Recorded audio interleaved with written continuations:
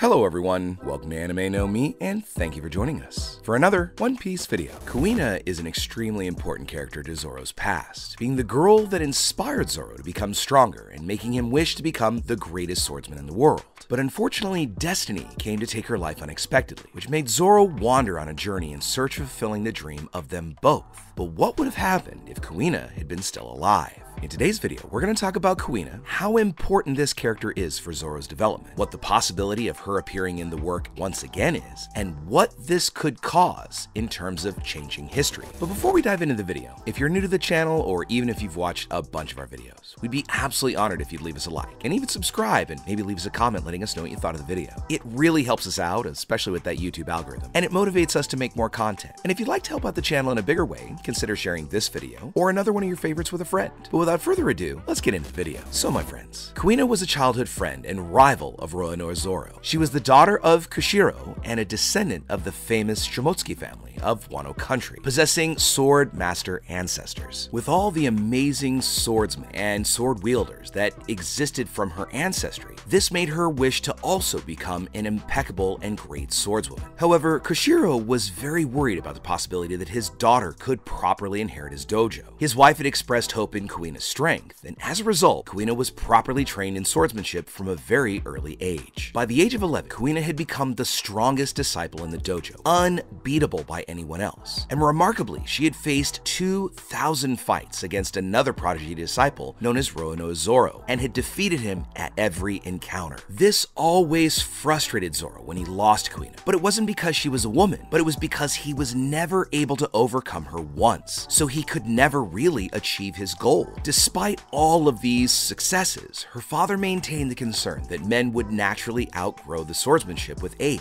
which made her feel insecure as she knew that in the future, she might not be as skilled as she was now just because she was a woman. Eventually, Kuina accepted a new challenge from Zoro to duel with genuine steel swords, and in the dead of night, she brought out her family's most important sword, the Meito Wado Ichimonji, and used it against Zoro's swords. Kuina managed to defeat the young boy once again. However, as she celebrated for a brief moment, she noticed that Zoro had cursed her weakness, and seeing that Zoro was showing his real feelings, Kuina decided to say everything she felt as well. Kuina confessed her own insecurities, including her dream of becoming the greatest swordswoman in the world, and her jealousy of Zoro because just the fact that he was a man meant that he might be able to achieve this goal, unlike her that over the years, her body may not be able to use swords in the same way. Zoro was initially shocked by what Kuina had said, but he was soon enraged by Kuina's words and insisted that she continue to persist in her dreams of becoming a swordswoman, and that it didn't matter that she had been born male or female, and finally said that it was one day he would be able to win and finally defeat her for the first time. The faith that Zoro showed Kuina emboldened her even more, and together they made a mutual vow that one day one of them would become the greatest swordsperson in the world, and forming that promise in which Zoro and Kuina carried until the last days of their lives. Unfortunately, this would be their last interaction, as the day after they made their pact, Kuina accidentally fell down a ladder with a fatal impact, and upon seeing her lifeless body, Zoro tearfully accused her of breaking her promise. So to quell his pain and honor her memory, he swore again to become a master swordsman who could fulfill not only his own dream, but hers as well, fulfilling the desire to become the greatest swordsman in the world for both of them. And to this day, Zoro carries Kuina's memory in his mind and makes him wield the Wado Ichimonji as his main blade, and it also led him to develop his three-sword style as his main fighting style. Approximately 7 years after their final duel, Zoro would leave Shimotsuki village to start out as a professional swordsman, with the ultimate goal of defeating Dracula Mihawk, currently known as the greatest swordsman in the world. Though he was unsuccessful on his first try, as Mihawk easily defeated him, showing the young swordsman the vast difference in strength between Zoro and Mihawk, he still persisted in his and Kuina's dream. Currently, Zoro stands as one of the most renowned swordsmen in the world, as well as the second most notorious member of the Straw Hat Pirates, behind only their captain, the Yonko, Monkey D. Luffy. For quite some time, Kuina's memory always drifted up into Zoro's memory, and when he ran into a person very similar to her during one of their adventures, it brought the memory all the more importantly into the fore. The person who brought this memory back was of course Tashigi, a marine officer and a woman who bore many similarities to Kuina, both in appearance and of her interests in becoming a great swordswoman. And not only that, she had an encyclopedic knowledge of all the great swords in the world. However, this had mostly subsided when the Straw Hats entered the New World, and it's unknown if Kuina is related to Tashigi, as the two characters certainly bear a very strong resemblance to each other. Now, it is possible that Oda may have just used Tashigi to bring Zoro's memory out as a narrative ploy, so that we could see him remember his old friend and his promise to become the greatest swordsman in the world, since the real Kuina may have really lost her life. And this all depends on whether or not Tashigi is in fact Kuina, and where she may have lost her memories after falling down the stairs, because as we know, Kuina's father had a great insecurity about his daughter running the dojo. If Kuina had survived the fall but lost her memories, he may have even prevented Zoro from ever knowing that she was still alive, and repressing his daughter's desire to become a swordswoman. However, that still may not have ever been enough to make her desire to become a great swordswoman really fade from her mind, even if she had lost the rest of her memories. Now, before you go all naysay in the comments, let's look at a little bit of the evidence. Tashigi, too, was born in the East Blue, just like Kuina and Zoro. Although we don't know much about her past, we know that since her childhood, she has trained with swords, something that we could see that there really can be a great connection with Kuina and her past. Another piece of evidence is that Zoro did see a great resemblance between Tashigi and Kuina because of her great swordsmanship that Tashigi possessed. This is on top of the fact that she shares the same will as Kuina had, making him think all the more that Tashigi could actually in fact be Kuina, although she just didn't recognize Zoro. Tashigi only knew of Zoro because of the fact that he was a former pirate hunter, being wanted worldwide for having officially become a pirate and allying himself with the Straw Hats, causing her to have a great interest in capturing him. Now, to be fair,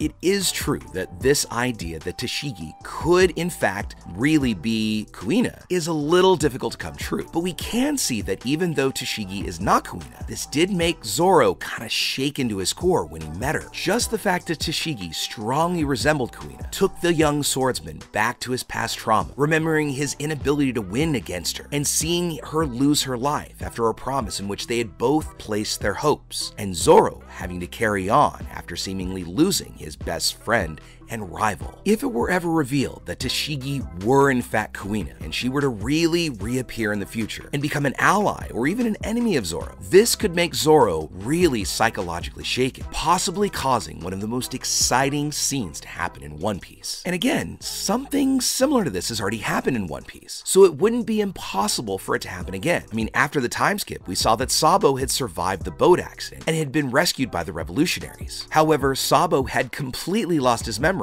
forgetting his brother Ace and even Luffy, and it was only after a trauma in which he saw the newspaper that Ace had lost his life in the Battle of the Best in Marineford that Sabo finally regained his memories and remembered his past. It was in that moment that Sabo remembered that he still had a brother that he should give his life to protect, and the same could happen to Kuina if she is really Tashigi, because really we absolutely know nothing about her other than her goals. Tashigi's past still remains a big mystery that opens up a lot of possibilities, especially narratively, and if Tashigi ended up being Kuina, this would not only bring back everything from Zoro's past, but would also help her remember her goals, and also bring a moment of closure where the two could finally clash swords, and where Zoro might actually get a chance to defeat his best and biggest rival that he's ever had in his life. And if this latent memory came back, that doesn't automatically mean that Tashigi or Kuina would automatically come back to Zoro's side. I mean, unlike Zoro, who would become even closer to Luffy after remembering his past, Kuina might not act in the same way. I mean, she has her principles because she's a member of the Marines. Add on the fact that they both share the same dream, it would be necessary for Kuina to defeat Zoro and Mihawk to achieve their childhood goal, causing an enmity or at least rivalry between these two characters. So when you take a step back and think about it, we have seen the lost memory ploy happen narratively in One Piece, and it would be a really interesting narrative way to bring someone from Zoro's past into the present. So this possibility, although remote, does exist, and it could be realized in the future, revealing to us the great mystery that hides behind a character